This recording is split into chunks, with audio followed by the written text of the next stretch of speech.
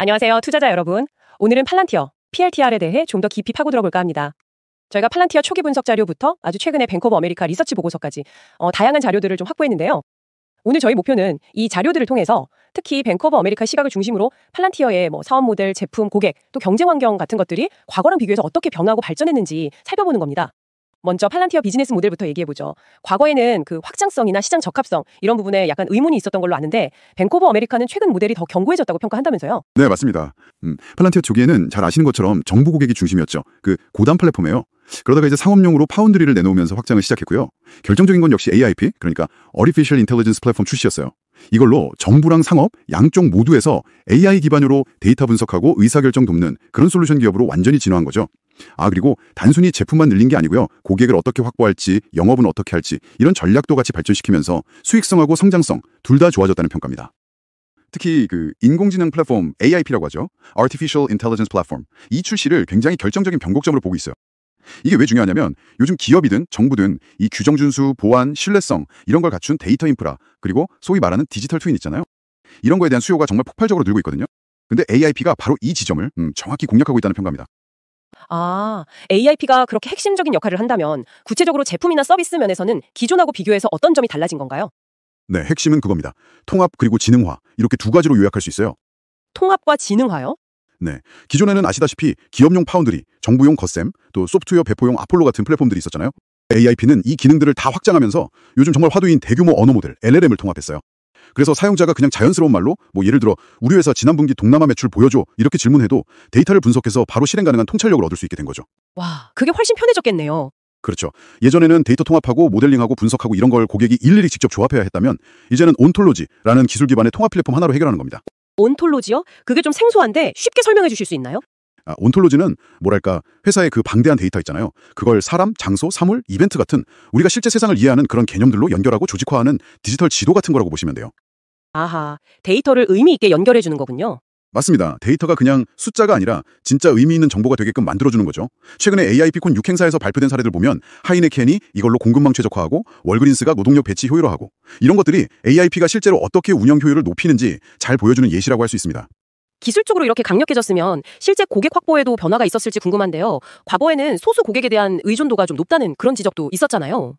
네, 아주 중요한 포인트를 짚어주셨는데요. 뱅크 오브 아메리카 최근 보고서 2025년 8월이 특히 주목하는 부분이 바로 미국 상업 부문에서의 성장입니다. 상업 부문요? 네, 과거 12개월 TTM 기준으로 미국 상업 부문의 수주액 대비 매출액 비율, 이걸 북투빌 비율이라고 하는데요. 이게 무려 2.9배에 달한다고 해요. 이건 뭐냐면 앞으로 이 부문에서 매출이 아주 크게 늘어날 거라는 강력한 신호거든요. 예전에 CT 보고서가 2020년 기준으로 고객 125개라고 지적하면서 소수 고객 의존 리스크를 얘기했었는데 이 부분이 상당히 해소되고 있는 모습이죠. 그럼 정부 쪽은 어떤가요?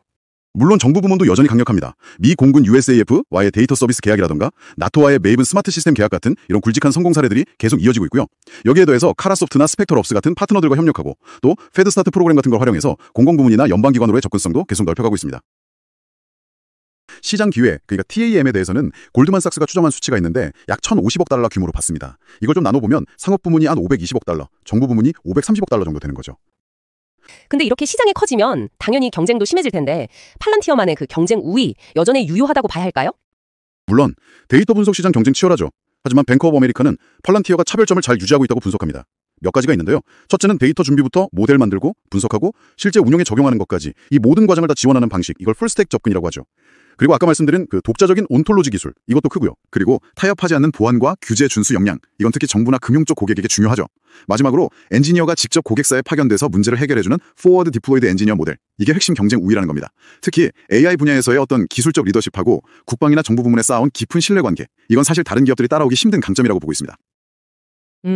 이런 비즈니스나 기술적인 면에서의 긍정적인 변화들이 재무적으로도 나타나고 있는지 궁금한데요. 수익성이나 성장성 측면에서는 어떤가요? 네, 그 부분이 정말 눈에 띄는 변화라고 할 수 있습니다. 과거 보고서들을 보면 예를 들어 CT 2020년 보고서 같은 경우 수익성에 대한 우려가 분명히 있었거든요. 네, 맞아요. 적자 기업이라는 이미지가 좀 있었죠.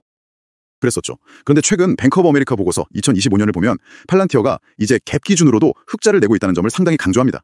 드디어 갭 흑자군요. 네, 근데 더 놀라운 건 사실 잉여 현금 흐름, FCF 마진이에요. 2024년에 44%, 2025년 예상치도 41%에서 46%에 달할 것으로 보고 있어요. 와, FCF 마진이 40%가 넘는다고요? 네, 이게 뭐냐면 벌어들인 돈의 상당 부분이 실제 현금으로 남는다는 의미거든요. 동종 소프트웨어 기업들하고 비교해도 이건 정말 대단히 높은 수준의 재무 건전성입니다. 그리고 매출 성장세도 아주 가팔라서요.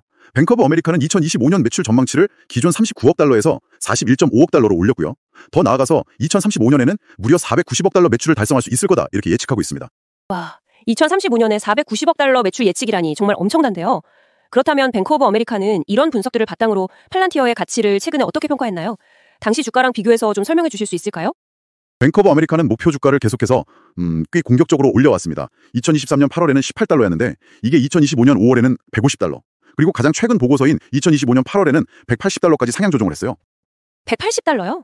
네, 당시 주가가 한 160달러 선이었으니까 현재 주가보다도 더 높은 목표치를 제시한 거죠. 꽤 높은 평가네요. 네, 사실 단기적인 지표, 예를 들면 2026년 예상 실적 기준으로 보는 주가 수익 성장 비율, PEG라고 하죠. 이게 8배 정도 나오고 기업 가치 대비 매출 성장률, EV 세일즈 그로스도 한 2.4배 정도로 나와서 이것만 보면 상당히 비싸 보일 수 있어요. PEG 8배면 보통 아주 높다고 평가하거든요. 하지만 뱅크 오브 아메리카는 이런 단기 지표보다는 팔란티어의 그 가속화되는 성장세, 그리고 아주 장기적인 시장 기회, 또 아까 말씀드린 그 높은 수익성, 이런 걸 종합적으로 고려할 때 지금의 프리미엄 평가가 정당하다고 보는 겁니다.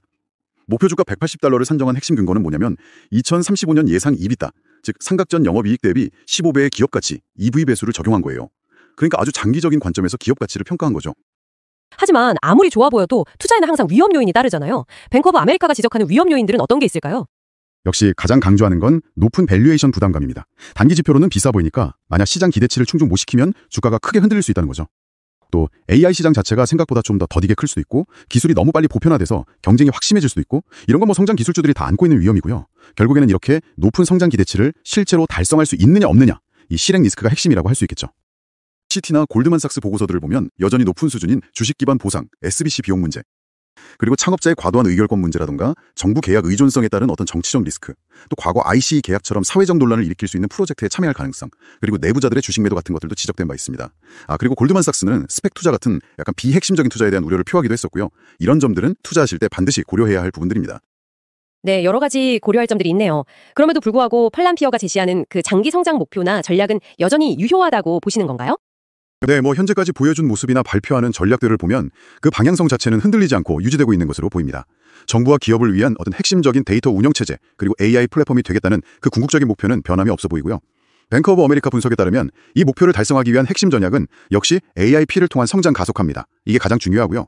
그리고 미국 상업시장에서의 공격적인 확장, 기존의 강점을 가진 정부 시장에서의 리더십 유지 및 강화, 또 실제 성과를 보여주는 방식의 영업 접근, 마지막으로 탄탄한 수익성을 계속 유지하는 것, 이런 것들이 핵심 전략이라고 할 수 있습니다. 그리고 최근 미국 정부가 AI 산업 육성에 적극적인 기조를 보이는 것도 팔란티어에게는 상당히 긍정적인 환경 요인이 될 수 있겠죠. 실제로 뱅크 오브 아메리카는 2035년에 매출 490억 달러를 달성할 거라는 정말 아주 야심찬 장기 전망까지 내놓은 상태입니다. 결국 팔란티어는 스스로를 AI 시대의 운영체제 같은 존재로 규정하면서 굉장히 높은 가치를 인정받기를 원하고 있는 것 같습니다. 하지만 아시다시피 기술 변화가 워낙 빠른 이 AI 분야에서 계속해서 기술적 우위를 지키고 또 그것을 실제 성과로 꾸준히 증명해낼 수 있을지는 글쎄요, 앞으로도 계속 지켜봐야 할 가장 중요한 포인트가 아닐까 싶습니다. 투자자 여러분께서도 바로 이 부분을 계속 주시하셔야 할 것 같습니다. 뱅크 오브 아메리카 보고서를 중심으로 아주 깊이 있게 살펴봤습니다. 비즈니스 모델의 변화부터 AIP의 부상, 고객 기반 확장, 치열한 경쟁 속에서의 강점, 그리고 재무적 개선과 뱅크 오브 아메리카의 평가, 위험 요인, 미래 전략까지 정말 많은 이야기를 나눴네요. 오늘 다룬 이 보고서들이 발간된 시점에서도 또 시간이 흘렀습니다.